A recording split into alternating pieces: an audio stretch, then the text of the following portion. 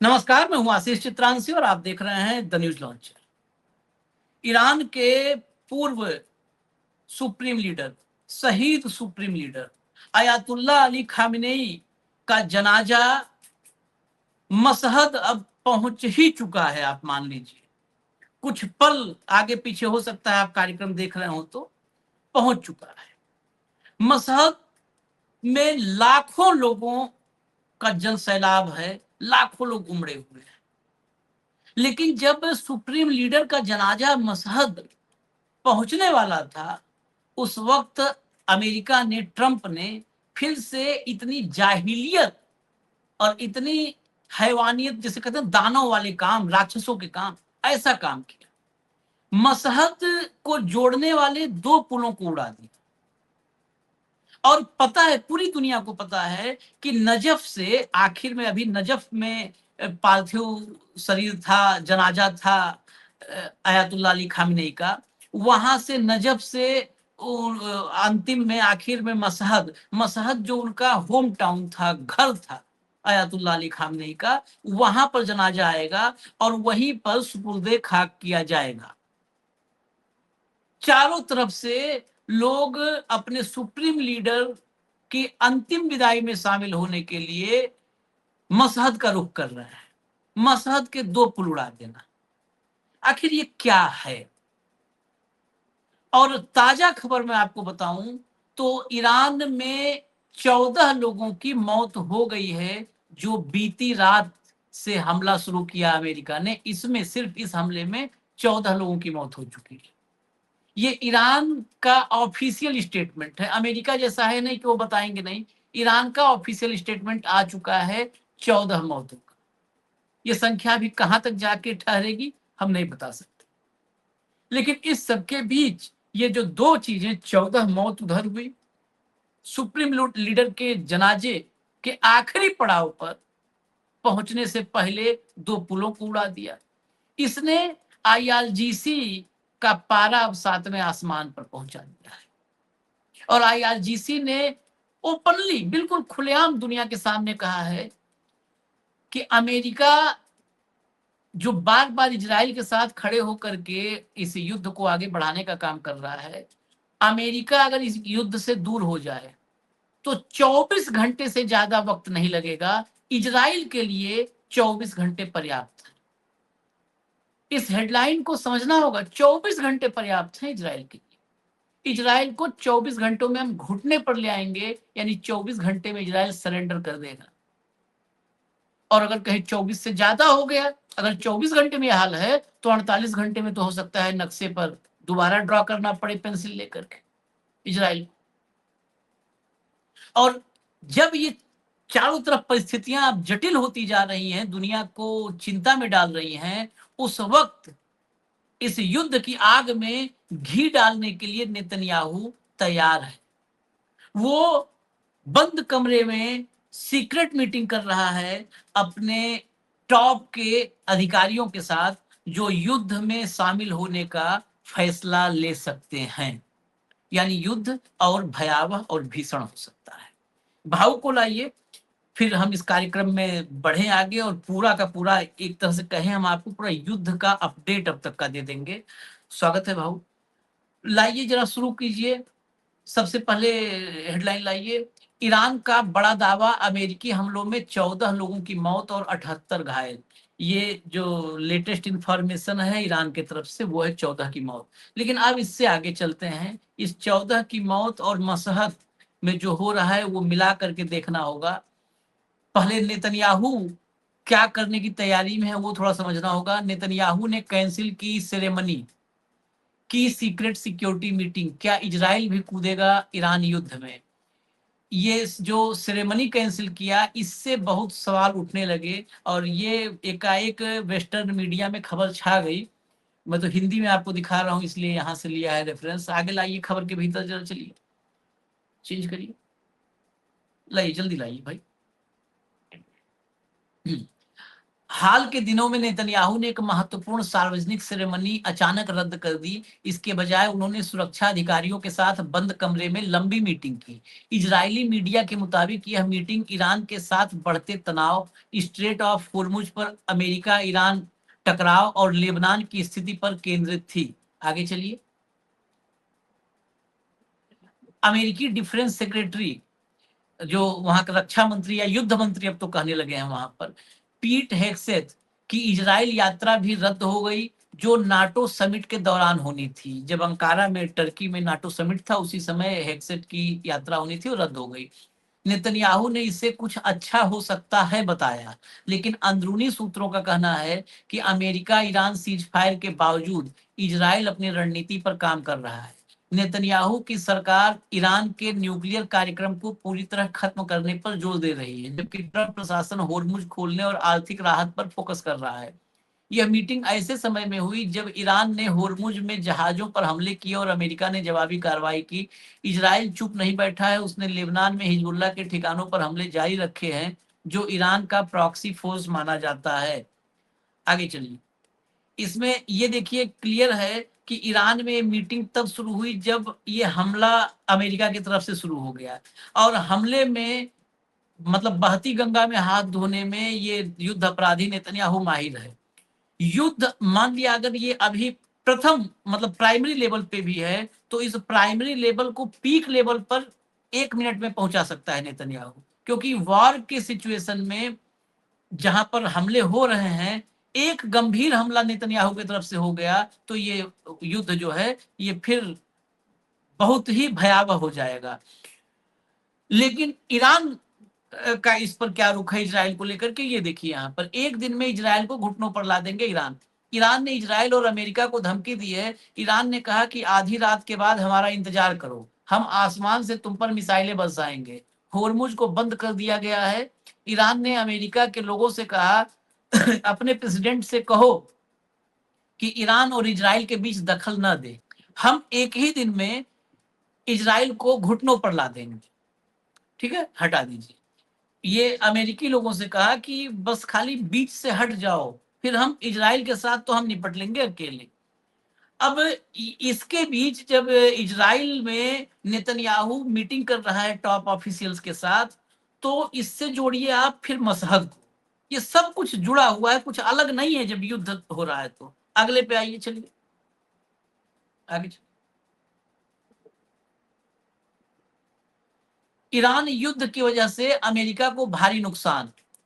गौरतलब है कि अमेरिका को युद्ध की वजह से भारी नुकसान हुआ है। एबीसी न्यूज की रिपोर्ट है, जिसकी मैंने आज लाइव कार्यक्रम में चर्चा की थी। यहाँ पर हम रिपोर्ट को ले आए, उसमें जो एबीसी न्यूज की रिपोर्ट है। एबीसी न्यूज की रिपोर्ट के मुताबिक एक अमेरिकी अधिकारी ने दावा किया कि ईरान युद्ध शुरू होने के बाद से अब तक अमेरिकी वायुसेना के 30 MQ-9 रीपर ड्रोन मारे गए हैं। रिपोर्ट के मुताबिक प्रत्येक MQ-9 रीपर ड्रोन की अनुमानित कीमत लगभग $3 करोड़ है, यानी $30 मिलियन है। 30 मिलियन, ये मिनिमम 30 से 35 का अंदाजा लगाया जाता है, वो जो ब्रैकेट है। आगे चलिए, अब मसहद पर आ जाइए। मसहद की हेडलाइन लाइए। जिस शहर में दफनाए जाने हैं खामेनेई, अमेरिका ने उड़ाए वहां के 2 ब्रिज, ईरान ने कहा जनाजा रोकने की साजिश। आगे चलिए। खामनेई का जनाजा पहुंचने से पहले मसहद के 2 ब्रिज अमेरिका ने उड़ा दिए। आगे चलिए इसके डिटेल में थोड़ा।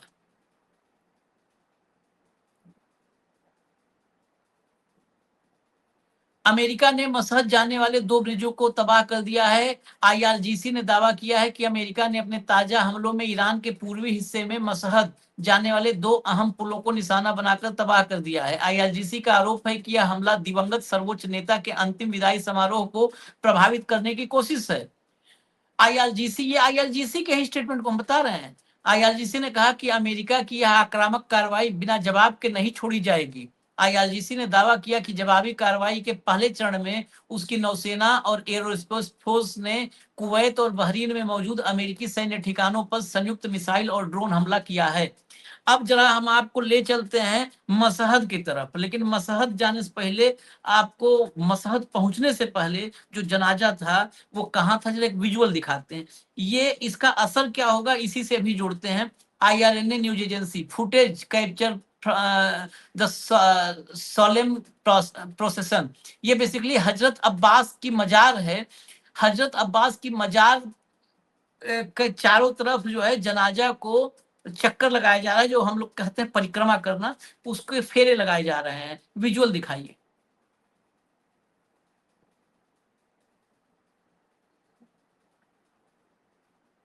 इसी के बाद ये देखिए, इसी के बाद ये जनाजा मशहद लाया जाना था, और उसके तुरंत बाद का मैं अभी विजुअल आपको दिखाता हूं। जो मैंने कहा कि कार्यक्रम देखते देखते आप ये मान के चलिए कि जनाजा मशहद में होगा, क्योंकि लेटेस्ट ये कार्यक्रम शुरू करने के पहले जब हम वहां से फुटेज चेक किए तो मशहद एयरपोर्ट पर जनाजा पहुंच चुका था। वहां पर सब तैयारी पूरी हो रही थी लाने के लिए, बाहर लाने के लिए। अगला लाइए, IRNA के अगला ट्वीट, अगला लाइए। Mashhad Hasheminejad airport is preparing to receive the body of the martyr leader of the Islamic revolution Ayatollah Sayyid Ali Khamenei. Visual लाइए।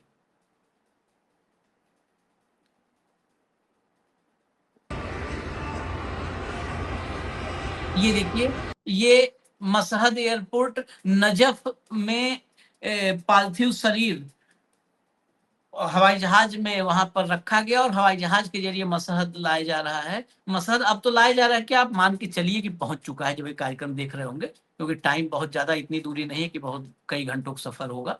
वो पहुंच चुका, आप मान लीजिए। आप अब हटा दीजिए, इसको हटा दीजिए। सीधा इसमें ये सारी खबरों को देख करके जोड़ करके भाव, क्या महायुद्ध खामनेई साहब के सुपुर्दे खाक तक रुका हुआ है? क्योंकि इसीलिए हमने जोड़ा।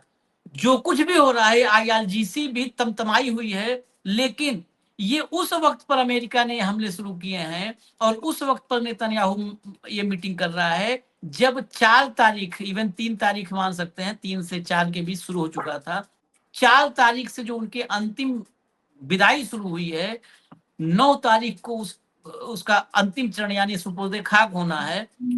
बिल्कुल आखिरी दौर है जब वो अपने प्रिय सुप्रीम लीडर को सुपुर्दे खाक करेंगे।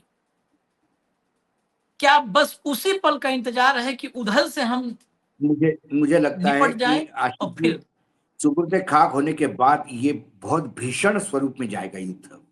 हाँ। अब अमेरिका एग्रीमेंट करना चाहेगा तो भी ईरान नहीं करेगा, क्योंकि ईरान कई बार अमेरिका ने एग्रीमेंट के बीच में युद्ध किया है।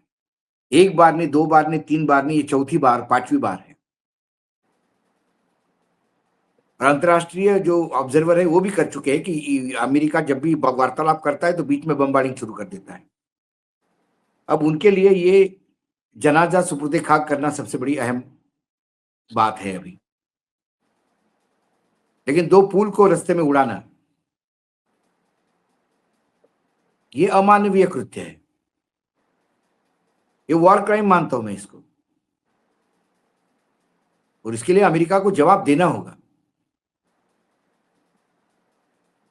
आप ईरान को पागल लोग कहते कि आप क्या पागलपन कर रहे हैं।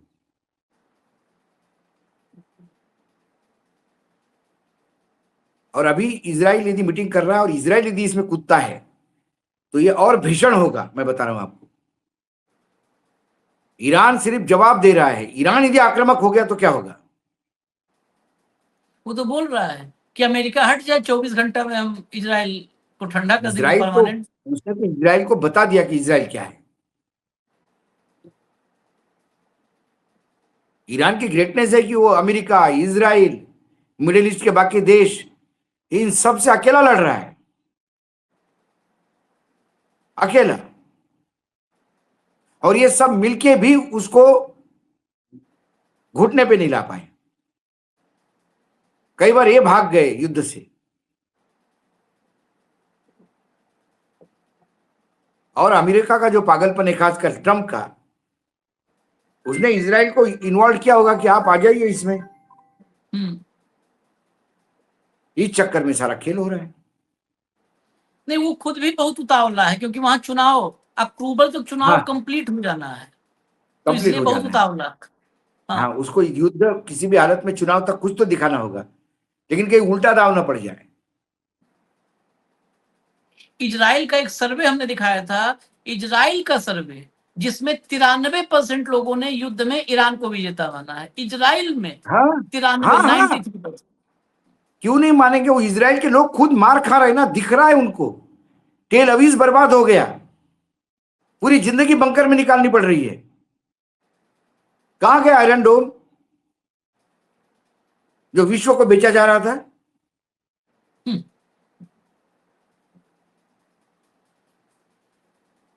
लोहा था, तो लोहा लोगों का लक्कड़ में विश्वास उड़ चला गया गया। सुरक्षा पे। अब ईरान के ड्रोन और मिसाइल से कोई सुरक्षित नहीं। जिस अमेरिका के ऊपर ये इतरा रहे थे, उस अमेरिका को ही मार दिया इन्होंने। अमेरिका के रडार को ही नष्ट कर दिया है। बोलो, सबसे बड़ी रडार प्रणाली जो था मिडिल ईस्ट में, उसको ही ध्वस्त कर दिया, अंधा कर दिया अमेरिका को। उसको बिल्ड करने में सालों लग जाएंगे अब। तो कुल चलिए, मिलाकर ये जितना मतलब ये उसकी रोज जो ये हमले कर रहे हैं और ये जो रोज वक्तव्य दे रहे हैं, ये उस सोए हुए मतलब वो क्या शेर इंतजार कर रहा है, बस एक बार ये अंतिम संस्कार पूरा हो जाए, उसके बाद हर चीज का बदला लिया जाएगा गिन गिन के। असली खतरा वही नजर आ रहा है। अब ये जब सुबुते खाक हो जाएंगे शहीद अयातुल्ला अली खामनेई, उसके बाद की स्थिति देखनी होगी, क्योंकि ईरान का रिटेलिएशन उसके बाद आएगा। फिलहाल यहीं पर खबर नहीं खत्म होती, हम अगली खबर पर आते हैं। जरा अगली खबर लाइए। ट्रंप के आदेश पर ईरान में भारी तबाही, बंदर अब्बास और चाबहार में हुए बड़े धमाके। आगे चलिए, सिरिक में भी हुआ है। ये देखिए, ईरान ने अमेरिका से लिया बदला, मिसाइल अटैक से दहल उठे कुवैत और बहरीन, ट्रंप की बढ़ी टेंशन। और आगे चलिए, ईरान का पलटवार, बहरीन और कुवैत में अमेरिकी ठिकानों पर दागी मिसाइल, खाड़ी में हाई अलर्ट। और बहरीन में तो जो 5th फ्लीट है उस पर बिल्कुल उसको इंटरसेप्ट भी नहीं कर पाए, अमेरिका का डिफेंस सिस्टम नहीं कर पाया, और 5th फ्लीट पर सीधा धमाका हुआ है। आगे चलिए, खबर पे आइए जल्दी। देखिए, आईआरजीसी ने कुवैत और बहरीन में दागे ड्रोन और मिसाइलें दागी। ईरान के इस्लामिक रिवोल्यूशनरी गार्ड कॉर्प्स ने दावा किया है कि उसने कुवैत और बहरीन में मौजूद अमेरिकी सैन्य ठिकानों पर मिसाइल और ड्रोन से हमला किया है। आईआरजीसी ने इसे अमेरिका की कार्रवाई के जवाब में सजा देने वाली जवाबी कार्रवाई का पहला चरण बताया है। ये फर्स्ट फेज है, मैंने अभी कहा था, अब ये फर्स्ट फेज है, रिटेलिएशन अब शुरू हुआ है। आईआरजीसी का आरोप है कि अमेरिका ने अपने वादों का उल्लंघन किया और ईरान के दक्षिण तटीय इलाकों के साथ पूर्वी ईरान के 2 पुलों पर हमला किया। इसके बाद नौसेना और एरोस्पेस फोर्स ने मिलकर यह ऑपरेशन शुरू किया। आईआरजीसी ने दावा किया कि कुवैत के आरिफ जान और अली अल सलेम, जबकि बहरीन के जुफैर और शेख ईसा स्थित अमेरिकी ठिकानों को निशाना बनाया गया है। साथ ही चेतावनी दी है ईरान ने कि अगर अमेरिका ने आगे और हमले किए तो क्षेत्र में मौजूद दूसरे अमेरिकी ठिकानों को भी निशाना बनाया जाएगा। आगे चलिए, चेंज करते जाए। ईरान की संसद के अध्यक्ष मोहम्मद बाघेर गालिबाफ ने कहा कि हमला करोगे तो जवाब मिलेगा। गालिबाफ ने कहा कि धमकी देना और वादे तोड़ना अब बिना कीमत चुकाए संभव नहीं है। उन्होंने होर्मुज स्ट्रेट का जिक्र करते हुए कहा कि वहां जहाजों की आवाजाही सिर्फ ईरान की व्यवस्था के तहत होगी, अमेरिका की धमकियों से नहीं। उन्होंने अमेरिका को चेतावनी देते हुए कहा कि बेकार की कोशिश मत करो, नहीं तो और गहरे फंस जाओगे। आगे चलिए, पश्चिम एशिया में 20 से ज्यादा अमेरिकी युद्धपोत तैनात। देखिए, युद्ध की भयावहता कितनी हो सकती है, इन खबरों को इसलिए अलग अलग जगहों से हम लाए हैं। सेंटकॉम, जो अमेरिकी सेंट्रल कमांड है, उसके मुताबिक इस समय मिडिल ईस्ट के अलावा अलग अलग समुद्री इलाकों में अमेरिकी नौसेना के 20 से ज्यादा युद्धपोत गश्त कर रहे हैं। सेंटकॉम के मुताबिक इनका मकसद क्षेत्र में सुरक्षा और स्थिरता बनाए रखना है। उसने यह भी बताया कि पिछले महीने अमेरिकी नौसेना के युद्धपोत और लड़ाकू विमानों ने अरब सागर में एक साथ ऑपरेशन किया था। सेंटकॉम ने कहा कि यह अभ्यास अमेरिका की सैन्य ताकत और जबरदस्त मारक क्षमता का प्रदर्शन था। आगे चलिए, लाइए लाइए चेंज करिए, अगले पे आइए तुरंत। ईरान ने ट्रंप को बताया अपराधी और हत्यारा। ईरान के विदेश मंत्रालय के प्रवक्ता इस्माइल बकाई ने अमेरिका पर समझौते की शर्तें तोड़ने का आरोप लगाया है। उन्होंने कहा, ईरान और अमेरिका के बीच हुआ समझौता भरोसे का नहीं है, बल्कि वादा निभाने के बदले वादा निभाने के सिद्धांत पर आधारित था। बकाई ने आरोप लगाया कि अमेरिका ने होर्मुज स्ट्रेट से जहाजों की सुरक्षित आवाजाही से जुड़े समझौते का उल्लंघन किया और ईरान पर हमले कर समझौते की पूरी व्यवस्था को तोड़ दिया है। ट्रंप को अपराधी और हत्यारा बताया बकाई ने और कहा कि ईरान अपने राष्ट्रीय हितों और संप्रभुता की रक्षा के लिए मजबूती से खड़ा रहेगा। आगे चलिए, अमेरिकी हमलों पर ईरान की चेतावनी। राष्ट्रीय सुरक्षा समिति के प्रवक्ता इब्राहिम रेजाई ने अमेरिका को चेतावनी दी है। उन्होंने कहा कि ईरान के सर्वोच्च नेता ने देश के लोगों को कहा है कि अमेरिका से डरना नहीं है। अमेरिकी हमलों के बीच रेजाई ने एक्स पर पोस्ट करते हुए लिखा कि wait for the hard slap from Iranians, यानी ईरानियों की तरफ से करारा थप्पड़ पड़ने वाला है, उसका इंतजार करो तुम लोग। उनका यह बयान साफ संकेत देता है कि ईरान अमेरिकी कार्रवाई का जवाब देने की तैयारी में है। अब और आगे चलिए जरा, फिर पहला विराम लेंगे और आपको दिखा दें, पहले एक विजुअल दिखा देते हैं उसके बाद। अच्छा, अभी हाँ, ट्रंप इस बीच में एक नया राग लेकर के आ गए। पहले कहा कि हम तबाह कर देंगे, उसके बाद कहे कि अमेरिका के सामने ईरान दबाव में आ गया है और अमेरिकी अधिकारियों से संपर्क किया गया है। ईरान ने कहा है कि वो समझौता करना चाहते हैं। ये वही ट्रंप है जिसको आप 28 फरवरी से देख रहे हो, दिन भर में 24 घंटे में 48 बार बातें बदलता है। तुरंत इससे संपर्क कर लिया ईरान ने कि समझौता करना है। आगे चलिए, विजुअल आपको सेंटकॉम ने जो जारी किया है वो विजुअल हम पहले दिखाते हैं, बाद में ईरान वाला दिखाएंगे। पहले सेंटकॉम वाला आपको दिखा देते हैं। CENTCOM, today more than 20 US navy warship are patrolling water across the Middle East as CENTCOM forces continue promoting regional security. Visual दिखा दीजिए, विजुअल। वो ये विजुअल दरअसल ईरान को गीदड़ भभकी देने के लिए जारी करता है और भारत की मीडिया को देता है कि आप लोग चलाइए कि ईरान घिर गया है और तबाह हो जाएगा, मिट जाएगा। ये विजुअल उसने जारी किया है कि 20 से ज्यादा वॉरशिप उसके समंदर में तैनात हैं। और ये सारा का सारा ये विजुअल ऐसे नहीं है, बाकायदे मुगल आजम बनाया गया है, एडिटेड वीडियो है। ये तैनात युद्धपोत में ऐसे परमानेंट ऐसे हवाई जहाज और लड़ाकू विमान नहीं उड़ते रहते हैं। 30, मैं आपको अमेरिकी अधिकारी की रिपोर्ट बता रहा हूं, 30 MQ-9 रीपर ध्वस्त हुए हैं। एक MQ-9 की कीमत है $3 करोड़, यानी 30 का करीब करीब $1 अरब। $1 अरब इंडियन करेंसी में हो गया 1 खरब रुपया। 1 खरब रुपए का MQ-9 ध्वस्त हो चुका है। बड़ी तबाही और बड़ा नुकसान है और बहसना अभी भी बंद नहीं हुआ है। अब चलते हैं भाऊ के पास। इसके बाद अभी आपको ट्रंप को सुनवाएंगे, हवाई जहाज बदला है अपना ये, और वो बुशहर पर हमले की रिपोर्ट वो भी दिखाएंगे आपको। लेकिन पहले अभी तक की रिपोर्ट पर भाऊ, कल हमने आशंका जताई थी कि अब ये युद्ध महायुद्ध में तब्दील होगा। आज अमेरिका ने उस दिशा में कदम बहुत आगे बढ़ा दिया है।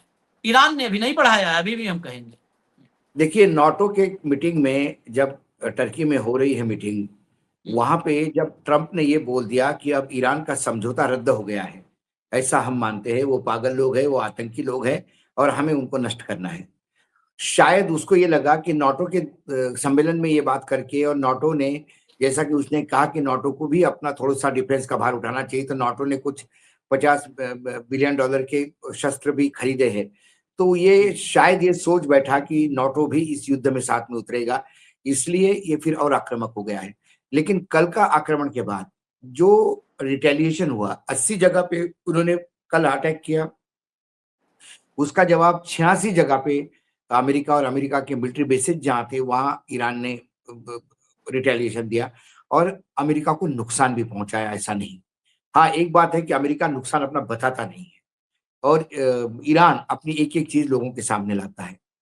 अमेरिका ने जो अमानवीय काम किया, एक तो पहली बार जब स्कूल को हिट किया था और छोटे छोटे बच्चे मारे गए थे, तब उन्होंने कहा था कि भाई गलती से हो गया, लेकिन इस हॉस्पिटल पे जो अटैक हुआ, तो मुझे लगता है कि ये अटैक जानबूझ के किया है, बिल्कुल सिलेक्टेड टारगेट के लिए। ये उकसाने वाली एक ये है। उसके बाद दूसरी बात जो आप लगातार बता रहे हैं कि परमाणु जहां ऊर्जा के लिए संयंत्र लगे हुए हैं, यदि उन शहरों में आप बमबारी करोगे तो आप रेडिएशन के खतरे को कई गुना बढ़ा रहे हो।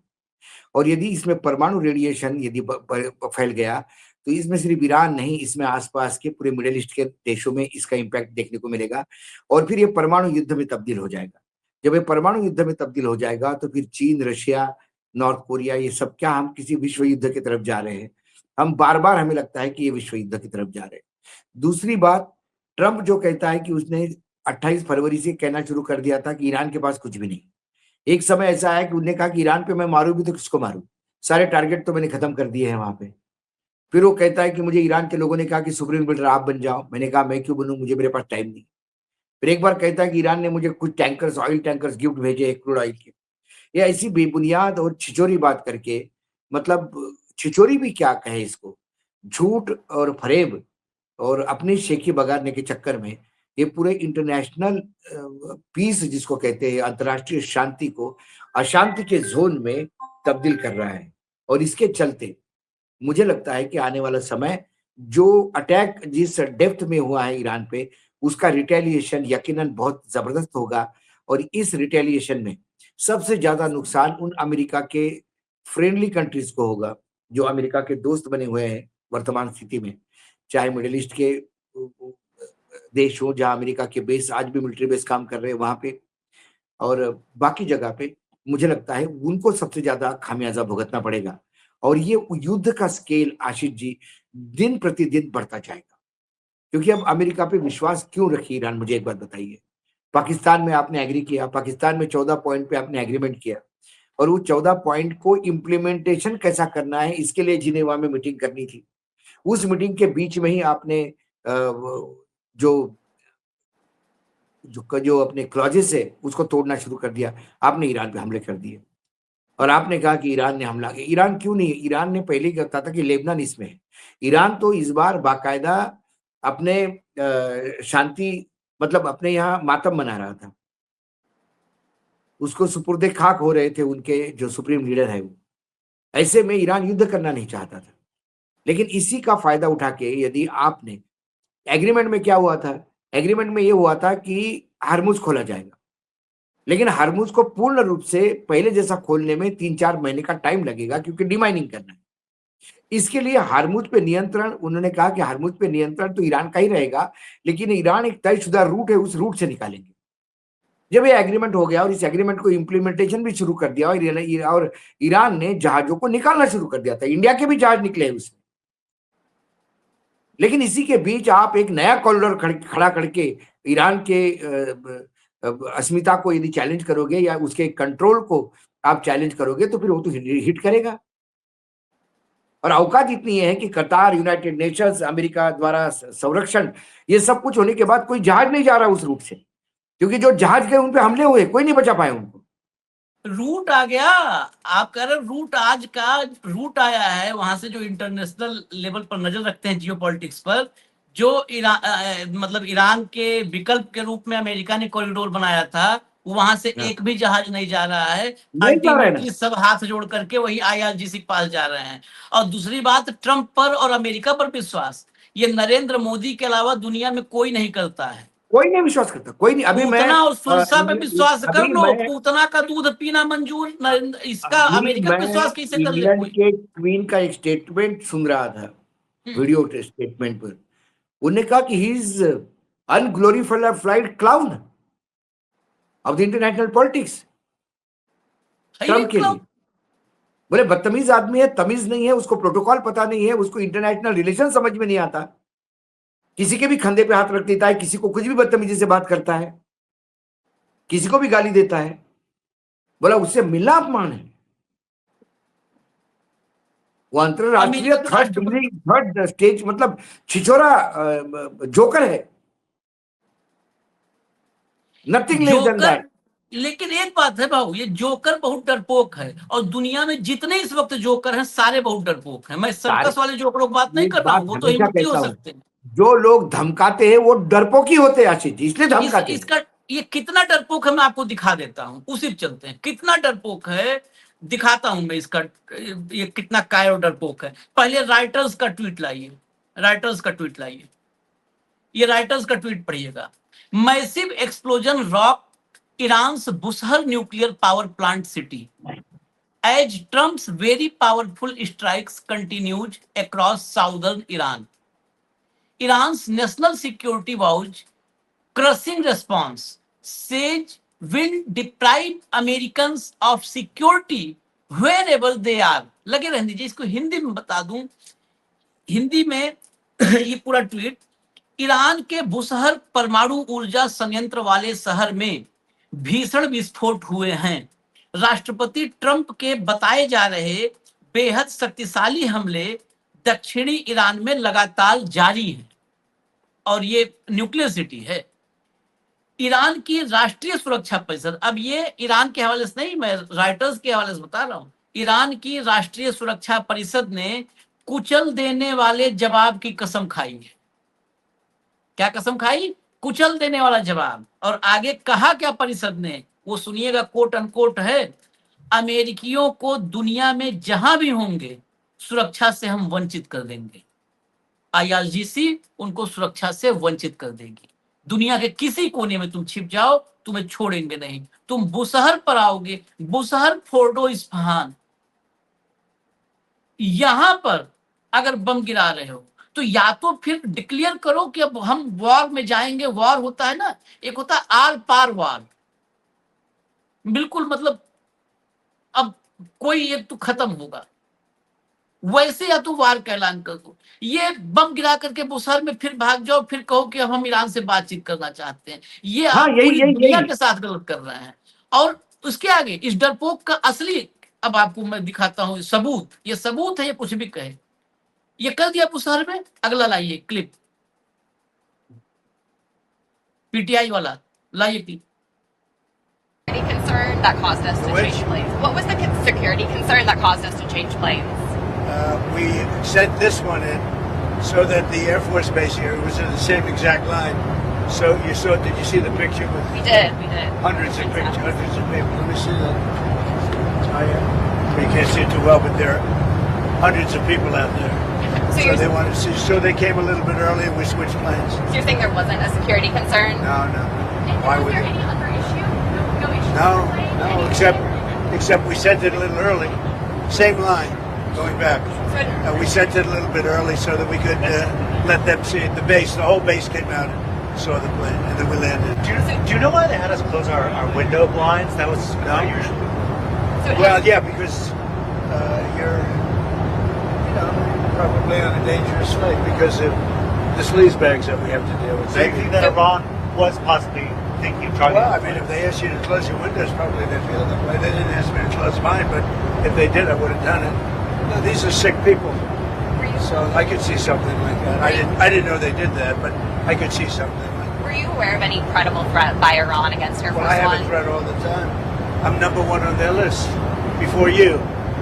But if I go, you go, right? But was there a So specific threat perhaps, today? perhaps someday you want to change professions. What do you have, Daniel? सुना होगा आपने, ऑडियो थोड़ा कम आता है, हवाई जहाज में बैठ करके बकबक करता है। कह रहा है कि मैं उनकी हिट लिस्ट में नंबर 1 पर हूं, बिफोर यू, मैं आपसे भी ऊपर हूं, नंबर 1 पे हूं। और क्या है पूरी खबर में बता दूं अगर ऑडियो से क्लियर ना हुआ हो। US president Trump brushes off the idea that security concern led to him unexpectedly switching planes. Exactly यही है दुनिया भर में चर्चा कि ये डर के मारे विमान बदल लिया है, क्योंकि वो विमान कतर का था, कतर ने दिया था। कतर ईरान का पड़ोसी है, कतर मीडिएशन भी कर चुका है, कहीं ऐसा ना हो कुछ की खेल हो जाए इसके साथ। President Donald Trump flu home from A NATO summit in Turkey on an old baby blue Air Force plane instead of the new Qatari gifted and retrofitted red, white, and navy blue jet he arrived in. A surprise swap. मतलब ये आश्चर्यजनक रूप से तब्दीली हुई है। Sohaib, that came as the US and Iran once again began trading strikes, report AP. मतलब ये टर्की एसोसिएटेड आया प्रेस एक का। प्लेन से, वापस गया दूसरे प्लेन से।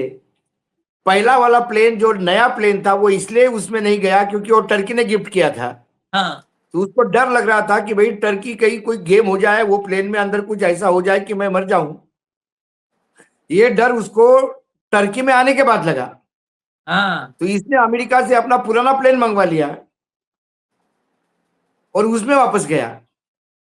बताओ। और उसके बाद भी ये कहता है कि मैं डरता नहीं हूं। इससे बड़ा डरपोक नहीं है कोई। ये ये ईरान की सभ्यता मिटा देंगे। अरे हाँ, हवाई जहाज बदल के भाग रहे हो, तुम ईरान की सभ्यता मिटाओगे? पहले तुम अपना पजामा संभालो। हैं? बिल्कुल। ये इसकी स्थिति है। लेकिन इतने पे भी ये भारत को अपमानित करने से नहीं चूक रहा है। यहाँ पर भी अपना पजामा पकड़े हुए, वो राजा बाबू फिल्म में आई थी वैसे ही पजामा हाँ। ये भी पकड़े है। अपना पजामा पकड़े हुए है, सरक रहा है और भारत को बेइज्जत कर रहा है। तो वो केवल हमारे 56 इंच वाले ही हैं जो ऐसी स्थिति में भी वो अपमान सह सकते हैं। गलत कुछ गलत दर्शक गलत पिक्चर का नाम लिया तुमने। हाँ, उसमें दो कॉमेडियन होते हैं, एक गोविंदा और शक्ति कपूर। हाँ। अब मैं दर्शकों पर छोड़ देता हूँ किसको क्या कहोगे आप, मैं नाम नहीं लेता। नहीं, दर्शक तो मैं बता दूं बीच में, मतलब जो ये खबर से जुड़ी बात नहीं है लेकिन फिर भी कर लेते हैं दर्शकों के साथ, जब भाई लाइव है हमारे तो थोड़ी इंडिया से बहुत तो आवाज करने नहीं आ बात। रही। हाँ राजा बाबू, राजा बाबू, क्योंकि राजा लाइव है तो बाबू। लाइव में हमें थोड़ा सा मौका मिलता है बात करने के लिए। एक आध दर्शक अभी है हमारे, मतलब वही दर्शक क्या है, न्यूज लॉन्चर परिवार ही है, इससे तो हम परिवार मानते हैं। हाँ, लिख रहे हैं कि गोदी मीडिया पर 60-70 लोग लाइव देख रहे हैं और आपके न्यूज लॉन्चर पर 4500 लोग लाइव देख रहे हैं। तो ये सब आपकी ये कृपा है, ये सब आपकी हाँ, कृपा है। इसमें ये हमारा आपका कुछ नहीं स्नेह है। है, आपका प्यार है, इसमें हमारा कोई योगदान नहीं। मैं फिर कहता हूँ, कुछ नहीं आज है। भी पत्रकारिता को यदि जिंदा रखा हो तो आप लोग रखे हैं, हम्म। और ना इसको हमको कोई गर्व है। ये हम आप लोगों के प्रति आपका समर्पण देख के नतमस्तक है, और कुछ नहीं। आपका इससे ज्यादा हम कुछ समर्पण नहीं कह सकते। और आपको आपका अर्पण। कहते ना आपको हमारे आपका तेरा अर्पण, तुझको अर्पण, तो तेरा अर्पण है। तुझको अर्पण।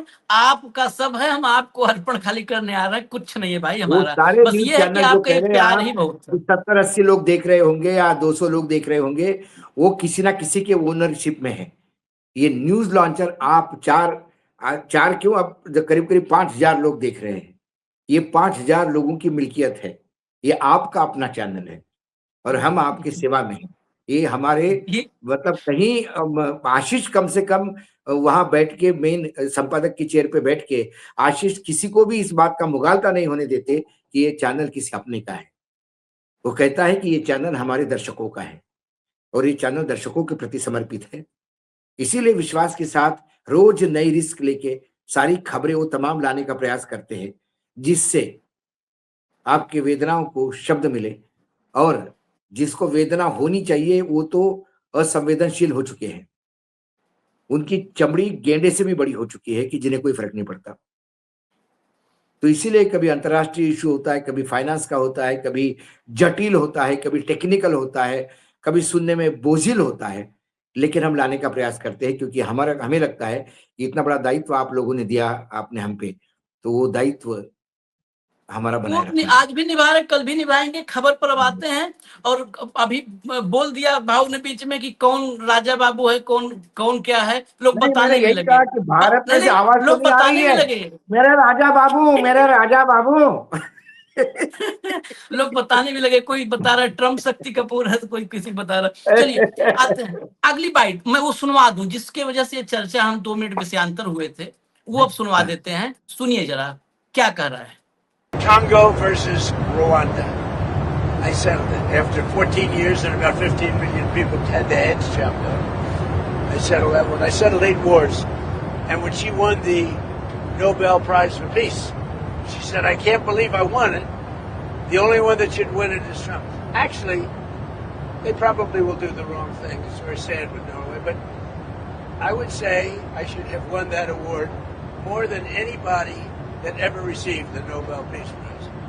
because nobody settled wars. I settled 8 of them because of a certain type of personality. I was able to settle. Think of it, India and Pakistan. You know, because you covered it, that war was raging. They were a week into it, 11 planes were shot down, and that war was going to go nuclear. The Prime Minister of Pakistan said President Trump saved from 30 to 50 million lives. Well, guess what? It could have been a lot more than that.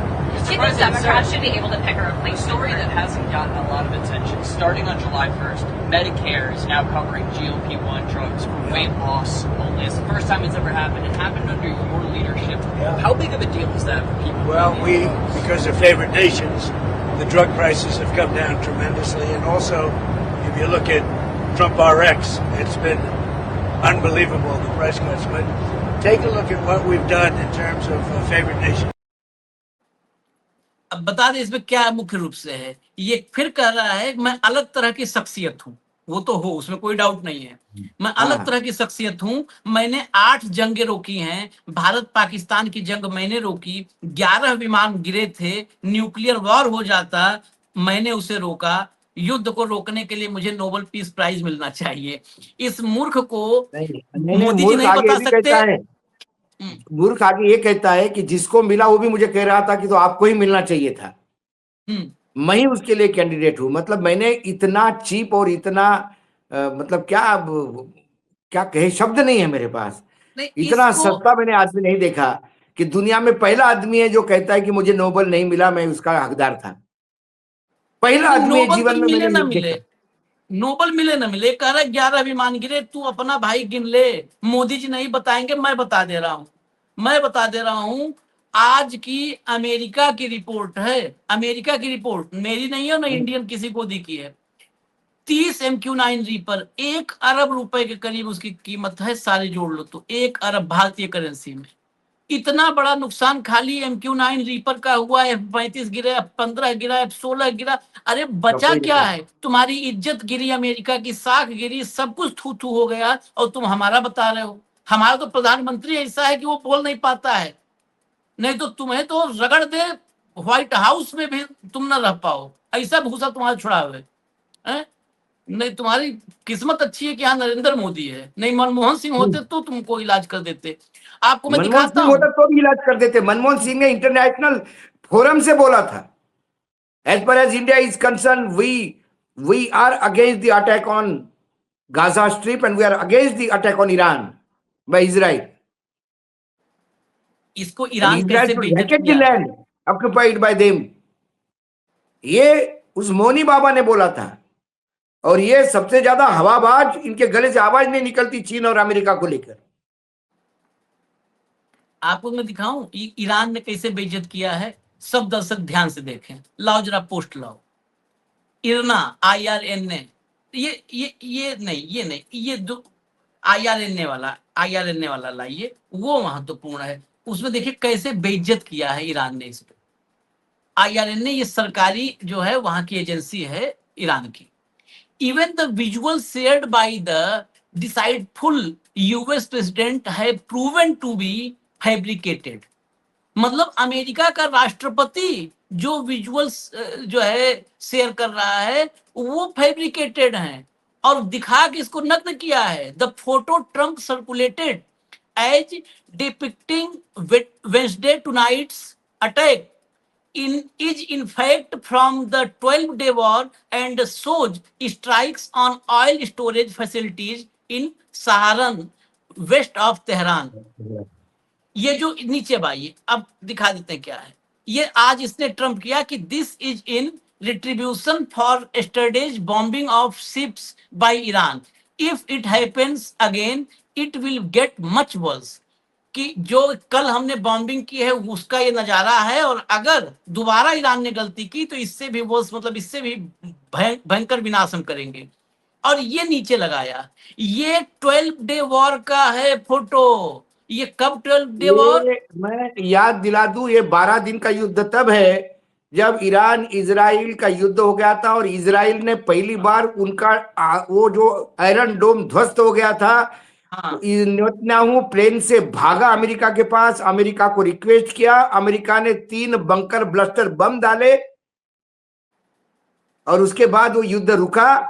हाँ, वो 2025 12 में। दिन के युद्ध की बात हो रही है। उस टाइम पे जो हमले हुए इनके ऑयल स्टोरेज पे, उसका जो फोटोग्राफ है, ये अभी के हमले का बोल के डालता है। ये कितने फ्रॉड है, बड़े कितने फ्रॉड है। पुराने फोटो दिखा के देखिए, हमने देखो कैसा मारा है, क्योंकि नए विजुअल शायद आए नहीं होंगे इनके पास, या हॉस्पिटल के विजुअल दिखाने में शर्म आएगी दुनिया के सामने कि हमने एक अस्पताल पे बम गिरा है और ट्रीटमेंट कर रहे हैं लोगों को। एक ह्यूमन अगेंस्ट ह्यूमन राइट्स है ये दिखाने में शर्म आ रही, तो पुराने फोटोग्राफ दिखा रहे। और ये फैक्ट इसे चेक ईरानियन ने बताया।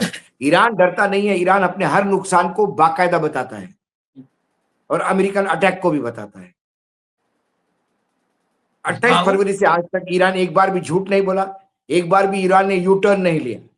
ईरान जिस बात पे अड़ा है, जिस बात पे ही अड़ा है। इसे ट्रंप को तो भारत में चैनलों पे कॉन्क्लेव में बुलाना चाहिए, क्योंकि भारत के हाँ चैनल भी फर्जी वीडियो दिखाते हैं, एआई हाँ जनरेटेड हाँ, वीडियो दिखाते हैं, बाप का सीरिया का बाप। वीडियो उठा करके इस्लामाबाद का बताते हैं, और अरे वही पूछो ट्रंप कर मत। रहा है। अरे भाई, मुनीर को अरेस्ट करवा दिया था चित्रा त्रिपाठी जी ने। हाँ हाँ, मुनीर को मुनीर त्रिपाठी अरेस्ट। जी ने अरेस्ट कर दिया था। हाँ, बाद में पता पड़ा कि कोई एक आध मुनीर, वही आसपास कोई एक आध बेचारा मुनीर नाम का कोई उसी चैनल के बाहर कोई माली वाली था, उसको 2-4 लोगों ने हाथ में पकड़ लिया, तो बोले मैसेज दे दो, ऊपर मुनीर पकड़ में आ गया। चलिए चलिए, अभी इजाजत दीजिए, लेकिन अब हम मतलब चर्चा में लाइट मूड में व्यंग के साथ खबर दिखाए, लेकिन अब इस खबर की गंभीरता पर आप नजर रखिएगा, क्योंकि ये पूरी दुनिया के लिए, अगर ईरान ने, यहाँ पर ईरान अगर अपने आप को रोका, लेकिन क्यों रोके, ईरान रोका तब तो युद्ध थम सकता है, लेकिन ईरान ने अगर अमेरिका को सबक सिखाने ठान ली, तो यह युद्ध बहुत भयावह हो सकता है, और भारत की स्थिति इसमें बहुत दयनीय हो सकती है, क्योंकि चाबहार पर अब तक मैं सुबह से चेक कर रहा हूं कि चाबहार पर भारत का कोई रिएक्शन आवे। चाबहार में बम्बार्डिंग ना हुई ना, है, वो बम्बार्डिंग दिखा दीजिए भाई, दिखा दीजिए। नहीं, चाबहार में दिखा दीजिए सरेंडर कर लास्ट चुका है वाला भारत। जो छूटा चाबहार था, ये सरेंडर कर देखिए चुका है भारत। भाव, देखिए ब्रेकिंग। हम सोचे चलिए अगले कार्यक्रम में अभी दिखा देते हैं। Breaking, India backed Chabahar port in Iran is hit by US military strike. ये शशांक मट्टू, ये अमेरिका में करेस्पॉन्डेंट हैं, एक बड़े मीडिया हाउस के करेस्पॉन्डेंट हैं। विजुअल दिखाइए, ऐसा नहीं कि कहीं से भी उठा लिया है।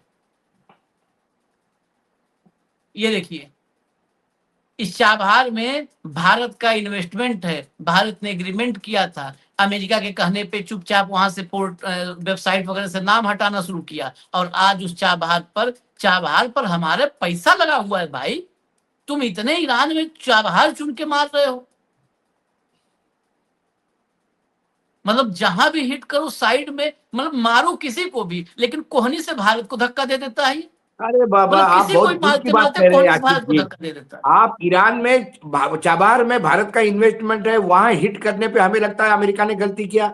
अमेरिका ने भारत के जहाजों को डायरेक्ट हिट किया हाँ, और कहा कि औकात में रहो, हमको पूछे बगैर इधर उधर जाओगे तो ऐसे ही मारेंगे।